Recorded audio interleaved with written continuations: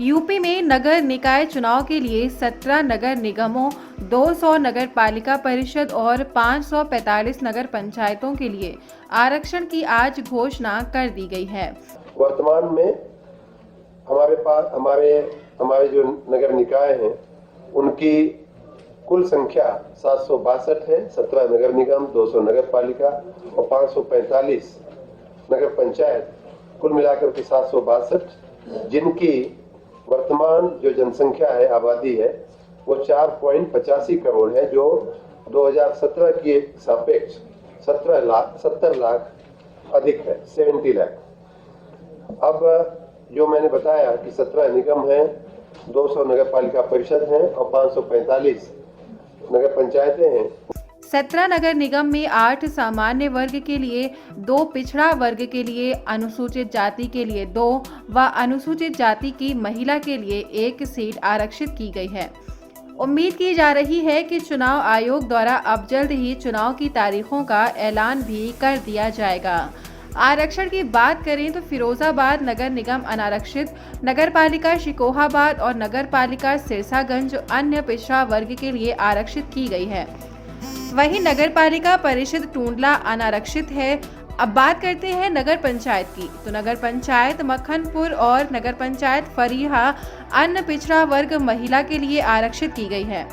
वहीं नगर पंचायत जसराना को अनारक्षित श्रेणी में रखा गया है। 17 नगर निगम की मैं पहले बात कर रहा हूं, तो उसमें अनुसूचित जाति के लिए कुल आरक्षित सीटें 2 हैं, जिनमें एक महिला के लिए है, अनुसूचित जाति महिला के लिए, और दूसरी अनुसूचित जाति के लिए है।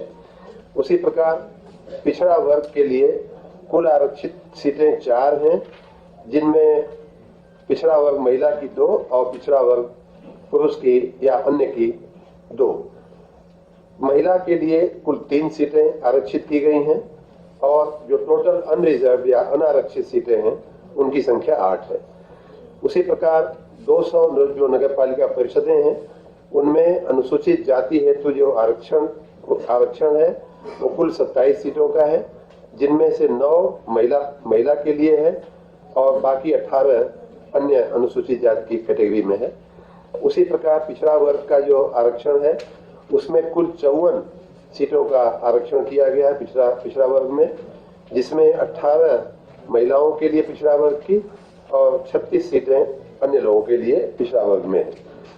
उसी प्रकार नगर पालिका परिषद में महिला की कुल आरक्षित सीटें 40 हैं और अनारक्षित सीटें कुल 79 सीटें हैं। नगर पंचायतों में आते हैं तो 545 नगर पंचायतें हमारी हैं, जिनमें अनुसूचित जाति के लिए कुल आरक्षण 73 सीटों का किया गया है, जिसमें अनुसूचित जाति की महिला के लिए 25 सीट और अनुसूचित जाति अन्य के लिए 48 सीट आरक्षित की गई है। अनुसूचित जनजाति के लिए कुल 1 सीट, क्योंकि हमारे राज्य में अनुसूचित जाति की संख्या कम है, इसलिए वो अनुसूचित जनजाति की 1 सीट करते हुए पहली वरीयता महिला को जाती है, इसलिए वो अनुसूचित जनजाति की महिला को 1 सीट जाती है। पिछड़ा वर्ग के लिए हमारे 147 सीटें आरक्षित हैं, जिनमें पिछड़ा वर्ग की महिला के लिए वो 49 मतलब 49 सीटें आरक्षित की गई हैं और पिछड़ा वर्ग अन्य के लिए 98 सीटें आरक्षित की गई हैं। पंचायतों में, नगर पंचायतों में महिलाओं की कुल सीट 107 आरक्षित है और नगर पंचायतों में जो टोटल अनरिजर्व या अनारक्षित जो कुल सीटें हैं वो 217 हैं।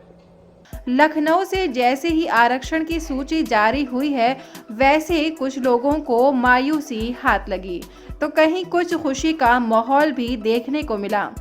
जो लोग नगर पालिका के चुनाव के लिए पहले से ही 2-2 साल का अचार रखे हुए थे, वो एक ही झटके में आरक्षण की सूची जारी होते ही खराब हो गया।